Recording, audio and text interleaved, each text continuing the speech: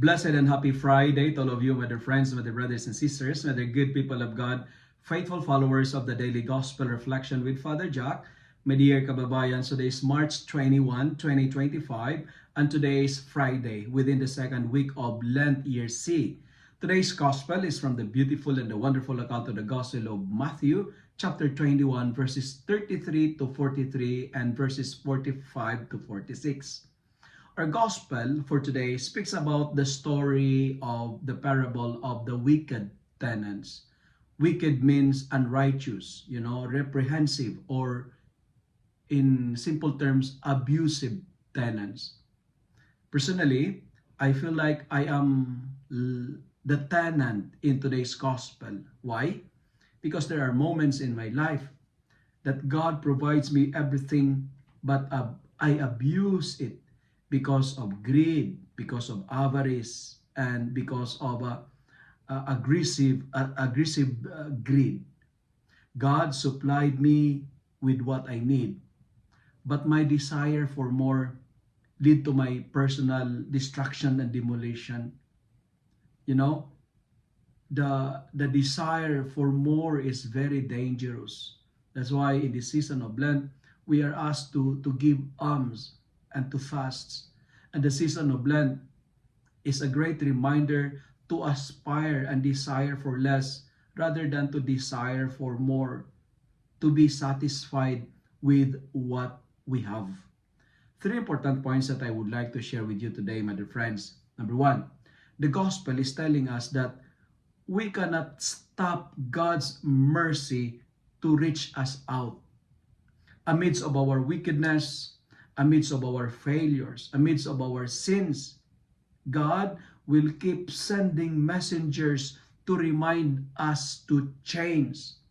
Like the landowner, he will keep sending his slaves to give us the chance to reform and to renew our life.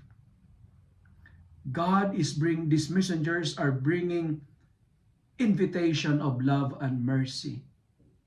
What I'm trying to say is this: God's love for you and for me is unstoppable because the desire of God is our conversion, our renewal.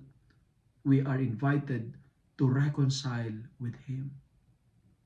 And the second point that I would like to share is this: God is very patient with our failures. He will always give us the second chance. My dear friends, if you fail, He will give you another chance to start or begin again. Even if we hurt Him, even if we abuse His goodness, He will continue to love us because God is very patient with our failures. My dear friends, like Jesus, continue to love those who hurt you. Continue to love those who hate you. Are there members in your family that betrayed you? Because that's what our first reading is telling us all about, the story of Joseph. He was sold by his brothers. Like Joseph, never keep grudges in your heart. Be willing to forgive them and never stop being merciful. Our failures, our sins should not be the reasons for us to give up. When we fail, we have another chance to change. My dear friends, our conversion is the joy of the Master. Our transformation is the exuberance of God. And there is always celebration when sinners return to the Lord. And that's what happened every time we celebrate the Eucharist. It's a celebration because it's a moment of encountering the sinner and the Savior. And finally, final point. When you are hurt by others, never take a revenge.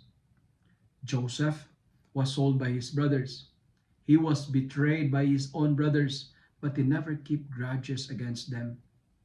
He was sad, he cried for what his brothers did to him, but he never desired to retaliate.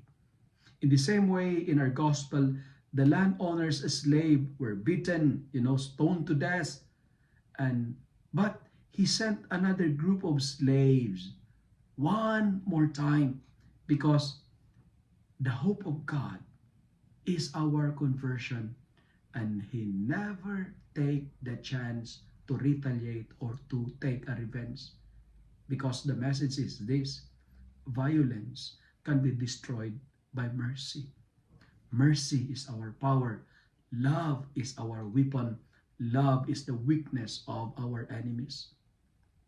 Let me end my reflection by saying, always wish well of the others. Always think of the goodness of others. Always think of the good of others, even if they fool you, even if they scam you, even if they hurt you. Love them in return. Even if they hate you, love them. Even if they mistreated you, like Jesus, give them another chance to change. Mercy and love are the perfect weapons to destroy the dominance of violence. As what our responsorial psalm is telling us today, and this is where I'm going to end my reflection. Remember the marvels the Lord has done. If you love and like this reflection, kindly share it with your friends, share it with your family, make the Word of God viral so that many will be blessed. Amen.